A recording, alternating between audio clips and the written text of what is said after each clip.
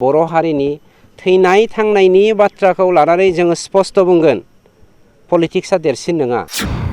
साफ्रोमबो लेखा गोरों गियानि सुबुंफोरा दिनै बर' समाजनि गेजेरावहाय गोजोनजों लोगोसे खौसेथिखौ लुबैदों। बर' समाजखौ, बर' हारिखौ, बर' बिमाखौ, बर' थुनलाइखौ, बर' रावखौ, बर'नि आसार खान्थिखौ, धोरोम खान्थिखौ जुदि फाननो थाङोब्ला हाग्रामा महिलारि बायदिया माबायदि पलिटिसियान जागोन? हारि जोबलांदों ना मा जोबलांदों बेखौ मिथिया, खौसेथिनि बेरेखा मावग्राया हाग्रामायानो। दिनैनि बे बिटिआर हालामनि बा दुलाराय आसामनि जोंनि जा बर' खौरांगिरि नोंथांखौ दिनैनि बे हाबाफारियाव मोननानै खोब गोजोननाय मोनदों।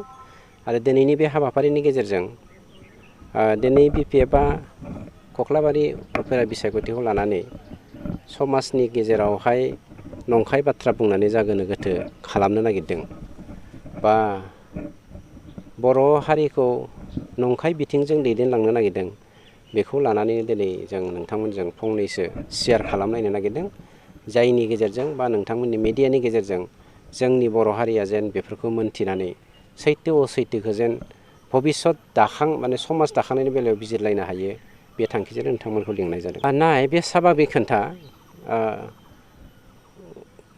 ओंखाम जानायाव दै लोंनाय बायदि मोनफ्रोमबो बाथ्रायानो नङा। मानोना जोंनियावहाय जा एक्स ग्रेसियानि मुङावहाय लिस्ट होनाय, एक्स ग्रेसियाथ' नङा, रिहेबिलिटेसननि मुङाव जा लिस्ट होनाय, बे लिस्ट होनाया जरेद जाबाय जानायनि थाखाय बे गोबाव जादों। जोङो मिथिगौ 4,000निख्रुइबो बांसिन अलरेडि जोङो रिहेबिलिटेसन पेकेजखौ होखांबाय। थेवबो दाबो नोंथांमोना नाय NDBPनिखौनो जोङो हार्डकर केडार हिसाबै 225 जन होबावदों साबमिट, आरो बिथांमोननि सिम्पेटाइजारा दंबावो 3029।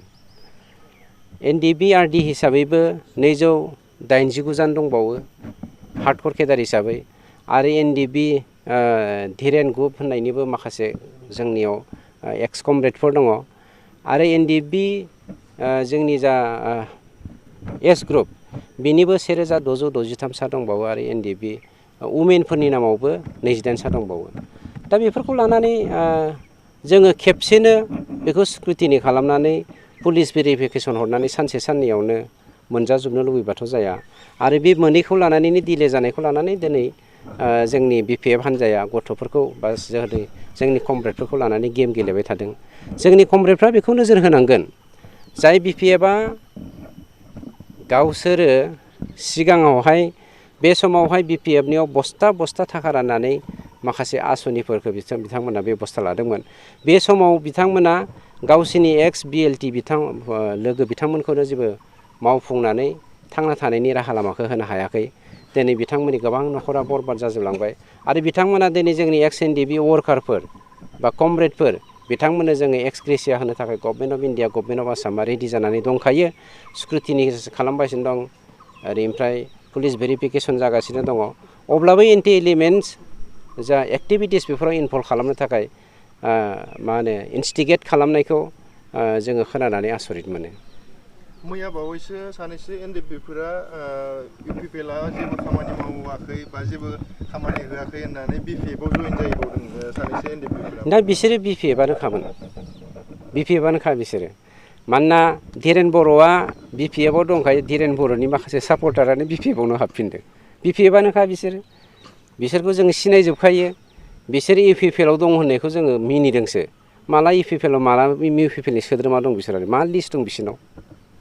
आरो जा साफा सानै बिथांमोनखौ NDB हिसाबै सोना दोनदों, बिथांमोनाथ' NDBनि लिस्टआवनो गैया। NDB होनलाबायबा जागोन नामा? आरो दिनै बिथांमोना मोनसे बाथ्राखौ रायजो राजानि सिगाङाव बुंथोरलाबायगासिनो दङ।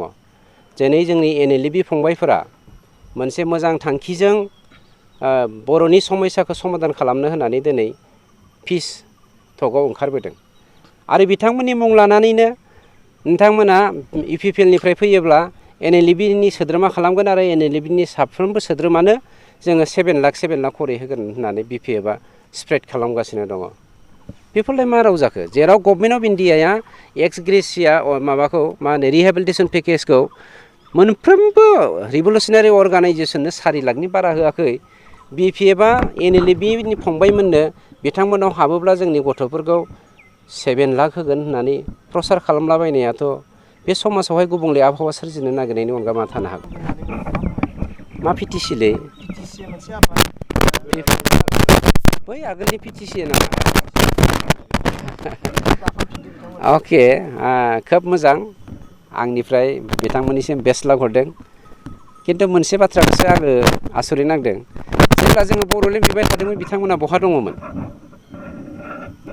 जेब्ला जोङो हाजार हाजार मानसिया मुंख्लं जादोंमोन बिथांमोना बिथांमोननि फिसाफोरखौ मानो हराखैमोन एनडिपिआव बिएलटिआव मानो सोआखैमोन एनडिपिआव मानो सोआखैमोन बबेनि बर'नि हिर' जाफैलायखै बिथांमोना दिनै रिभलुसननि बाथ्रा बुंनो बर'लेण्ड मुभमेन्टनि बाथ्रा बुंनो बिथांमोननि साबैसे केडारा बेसेबां एबसुजों सोमोन्दो दंमोन बर'लेण्ड मुभमेन्टआव बिथांमोननि डेटाखौ नोंथांमोना बिना लाबानो जाबाय आरो बेवहाय नुनो हागोन बिथांमोना सेल्फिस हारिनि थै सोबग्रा माफा माफा माने थेमासो जायनि जाहोनाव बर' हारियाव गुबुंले खालामनानै बर'नि खर'आव थानानै बिथांमोना जोंखौ नंखाय लामाजों आं दहायनो बुंखाबाय आसामिस मिडिया बिथांमोननिसिम जोंनि शंकर बसुमतारी बिथाङा फैसा गारिया मोजांसै प्रमिलाहा कोटि कोटि थाखा दंखायो प्रमिला देरहासारा हाजार हाजार हेक्टर बिगानि साहा बागान दङ शंकर बसुमतारीया मा दङ दिनै बिटिआरनि 10,000 हेक्टर हाखौ बिथांमोना दखल खालामनानै साहा बागान गायदों बहाबा बहाबा मा होनो राबार बागान गायदों बेफोरनि थाइसे थाखा रेभिनिउ दिनै जोंनि बिटिआर सरकारनो होआखै आरो बिथांमोनहा कोटि कोटि रां दंखायो जेराव आरो बे थाखानायावबो बिथांमोना दंखायोखाय जोंनि मा होनदोंमोनलाय शंकर बसुमतारी बिथांखौ दिनै लब देखायनानै बिथांनि जा गरसे गरनै गावनि जिमायनाय थाखा दङ न'खरखौ डिस्ट्रय खालामनो थाखायसो बिपिएफआव बिथांखौ टिकेट होदों आंथ' खावलायो जा एसे थाखा दं बेखौ दागारसै प्रमिलाहा गावनि साहा बागाननि फैसाखौ होफैथों होमबा नोंथाङा थाखाखौ गारबानो जाबाय जाय बिथांमोना दिनै कोटि कोटि थाखा दंजायो बिथांमोननिफ्राय थाखाखौ लानानै नोंथाङा गेले आरो देराखायालै भाइ आंथ' बुंखायो आरो मोनसे बाथ्राखौ बुंनो नागिरदों आं जाय प्रमिलाया जाय मैया सोरमोनलाय स्टेटमेन्ट होग्राया देरहासार बसुमतारीया आरो जोंनि एक्स मिनिस्टार अदालगुरि नामा रिहन दैमारि बिथांमोना जे बर'नि थै सोबग्रा बिनि माखासे आंनाव फोरमान दं दासो सैथो बाथ्राया ओंखारसिगोन आसल बाथ्राया जोंनि बर'नि सानसुमै मेलेमजिबिफोरा जोंनि बर'नि अनसुलि बिमाफोर बिफाफोर साफ्रोमबो लेखा गोरों गियानि सुबुंफोरा दिनै बर' समाजनि गेजेरावहाय गोजोनजों लोगोसे खौसेथिखौ लुबैदों दुलाराय बर' फरायसा आफादजों लोगोसे जोंनि बर' साहित्य सभाजों लोगोसे गुबुन गुबुन आफादफोर बिसोरबो बर'नि खौसेथिखौ लुबैयो आरो बर'नि थामोनथाखौ नोजोर बोनानै बे ग्लबेल मुलुगाव मोनसे फिसा फिसा हारिया जेरै ना बारलिया ना फिसाखौ मन'नानै फोजोबो फिसा फिसा हारिखौ ग्लबेल मुलुगावहाय गिदिर गिदिर हारिया जे मन'नो थांगासिनो दङ बेखौ दिनै नुनानै बर' रायजो राजाया खौसेथिनि बाथ्राखौ बुंगासिनो दङ आरो माखासे बेलायाव बर' हारिनि थैनाय थांनायनि बाथ्राखौ लानानै जोङो स्पस्ट बुंगोन पलिटिक्सआ देरसिन नङा आरो जिखुनु कारनाव जोङो पलिटिकेलि एवनाय जानोबो राजि जानाय दङ खिन्थु गावनि निहाथ पलिटिकेल सार्थनि थाखाय खौसेथिनि मिजिं खालामग्रा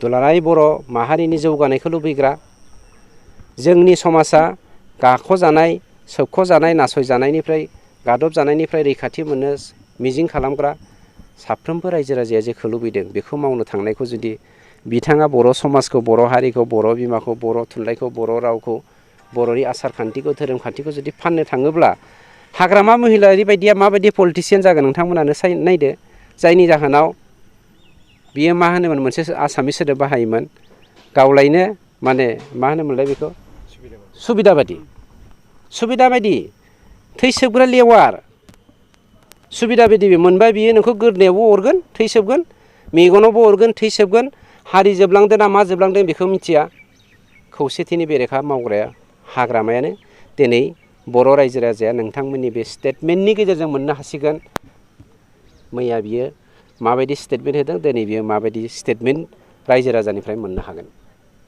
हाग्रामा महिलारि बिथांखौ गोबां करापसन दं होननानै बुंबाय थादों। हेड प्रुफ दङब्रा जोंनाव मा एक्सन लागोन होननानै प्रुफ दङ जोंनाव प्रुफ दङ। बिनि सायाव नोंथांमोना मा 3000 crore बिथाङा दिनै जाख्ल'दों आरो बेखौ जोङो निट एन्ड क्लिन प्रुफ नागिरनानै निपखौनो जोङो एसेसमेन्ट खालामनो थाखाय दायित्व होनाय जादों। एसेसमेन्ट इज गयिं अन वेट एन्ड सि जों मा मावनो हाया मा मावनो हायो। बे बाराव निमाहा होला जों हाग्रामाखौ।